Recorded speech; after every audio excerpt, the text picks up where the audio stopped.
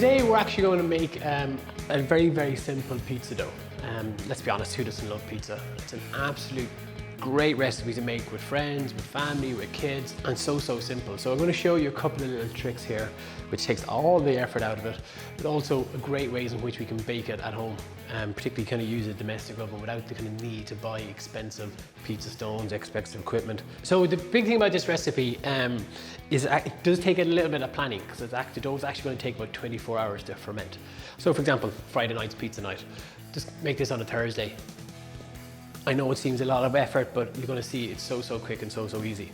So what's a little bit different about this recipe is we're actually going to be using a little bit of our sourdough culture.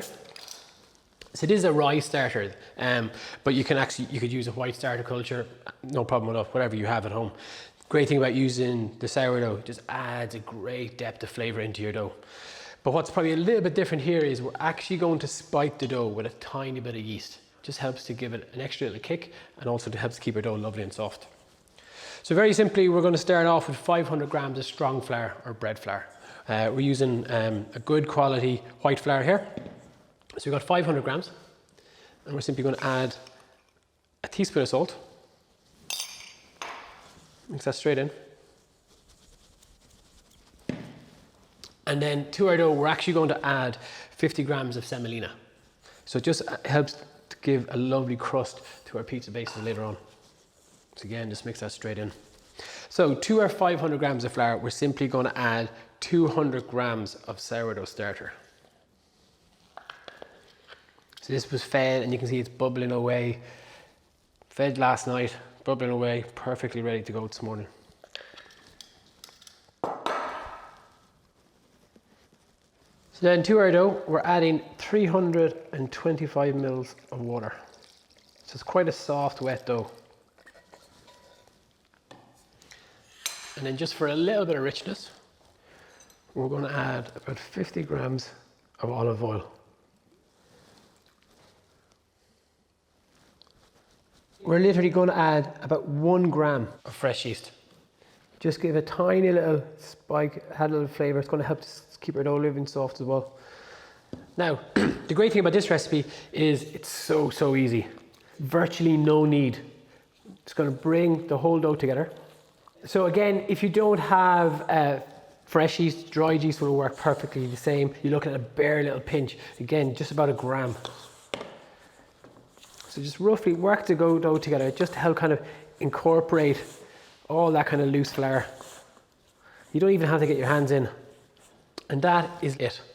That is our dough kneaded, done, ready to go. The idea, basically what we're going to do is we're going to pop it into the fridge and we're going to let it ferment for 24 hours. As the dough is proving, you're going to find that the dough helps to develop. So easy. It's just a case of a little bit of planning. 2 seconds to put your dough together, pop it in the fridge, cover it over, and we let it ferment for 24 hours. So here is the exact same dough, which has been sitting in the fridge, fermenting nice and gently, nice and slowly for the last 24 hours. So you can see as it's proving up, it's growing within the basket. So what we want to do is we need to knock our dough back. Put a little bit of flour on the counter because it's a bit of softer dough. And you can see all the beautiful gluten has been fermenting.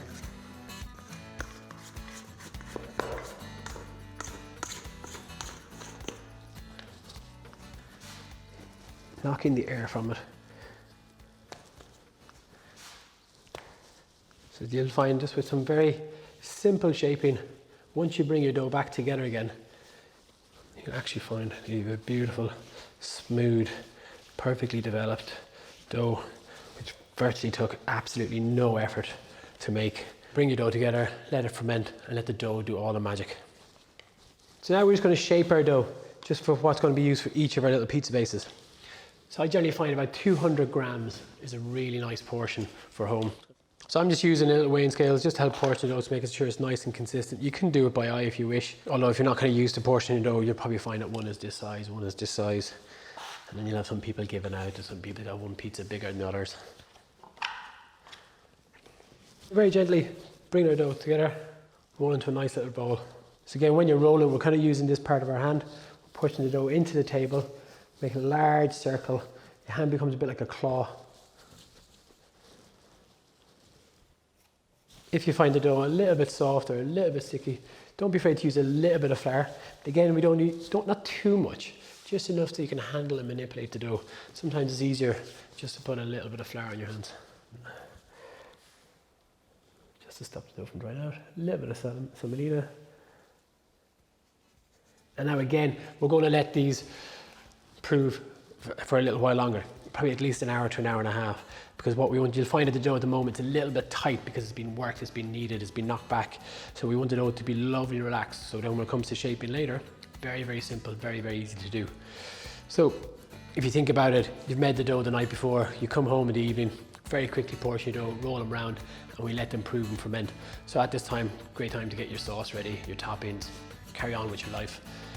And they're perfectly good to go. So from 500 grams of flour, we're gonna have six great pizza bases.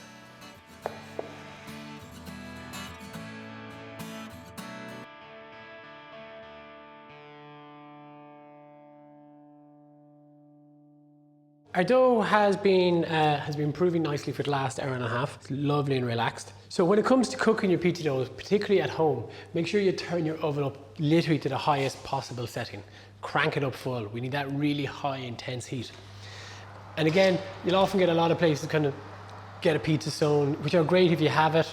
But if you don't, you can always improvise. I'm just taking a very simple roasting tray and you're going to flip it upside down. And the idea now, I've got a kind of a lovely flat base, which has been beautifully preheated, and I'm going to slide my pizza base directly onto it. So then once it hits it, it's cooking. What we're going to do here is we're going to use our board here. It's going to kind of act a bit like a peel. So we can shape our pizza base on this and then slide it from here onto our preheated roasting tray. So basically it's hitting a hot surface, it's cooking instantly. Because if you were kind of shape it round just onto a tray, basically what's going to happen is you're going to put onto a cold tray, you're going to pop it into the oven, then you're waiting for the tray to heat up, and all the time your dough is drying out. So the idea is we want it to be cooking instantly. So we're just going to use a little bit of a mix between kind of semolina and some flour.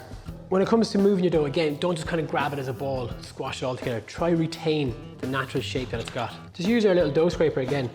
Don't knock the air from it just yet. So it actually takes very little work or very little shaping. Just be gentle with the dough. It's already in its natural shape. Use my fingers, working the dough out. Already you can see it kind of stretching. If you kind of like that pizza base where it's got that lovely uneven crust, that's only going to come if you shape it by hand. It does take a little bit of more practice, because if you're using a rolling pin, basically you knock all the air from the dough, so it's going to be very flat. So if you can, try work it by hand. If you're not comfortable with it, don't worry, a rolling pin's absolutely fine. All I'm doing when I come to shape it by hand, my hand's in underneath, I'm simply transferring the dough from one side to the other. Not kind of very gently, because I don't want to put my fingers through it. I'm using the natural weight of the dough to stretch and work it out. Like with very, very little work, the dough, because we're working with a much softer, wetter dough, it stretches and works out very, very easily. So I'm simply just going to take my chopping board here. Again, I'm using some semolina. Semolina is great, it doesn't burn as easily as flour. It's a little bit coarser also. It's lovely and easy for your dough to move. Transfer your dough. And if you ever find that your dough is torn ever so slightly, you're afraid to waste it, just cut a little piece off. You can always patch it up. No one's ever going to know. And then before it goes, just make sure it's moving. At least you know none of the dough is sticking. So when it comes to slide it off, it's going to come off nice and easily. Now, when it comes to topping your pizzas, it really is a case of less is more. You need very, very little toppings, and you don't want to overload it with different ingredients, because again, it adds too much weight to the dough. A little pizza sauce, working from the center all the way out. Again, just when you're saucing the pizza, just be conscious, don't let it kind of drip onto the side of the trays, because it can again cause the dough to stick a little bit. So we're just going to go for a little bit of salami here. And when it comes to it's all about personal preference. Whatever you have, whatever you're into. A bit of green peppers, tiny bit of shallot.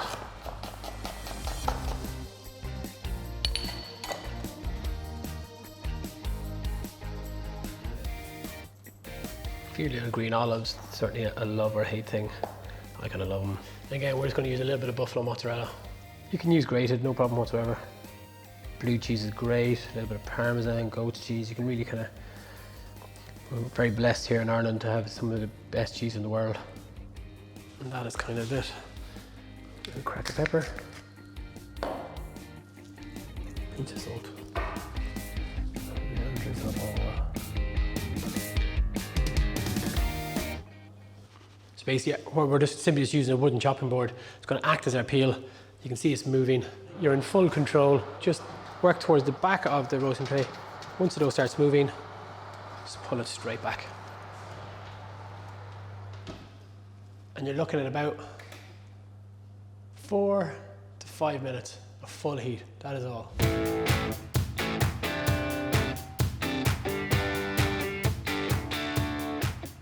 So that's it, 5 minutes.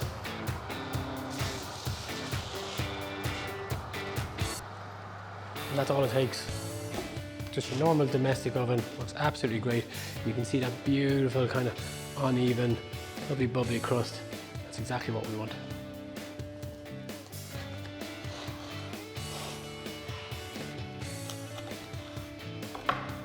So you can see a lovely kind of puffy, light, beautiful crust. So at the bakery with our wood-fired oven, we would generally be doing our pizzas up to 350 degrees. So yeah, you really need that really high intense heat. But to be honest, you can do a really great job at home. You can see there's nice little char marks starting to form. That's exactly what we want. And this one, with family, with kids, absolutely perfect.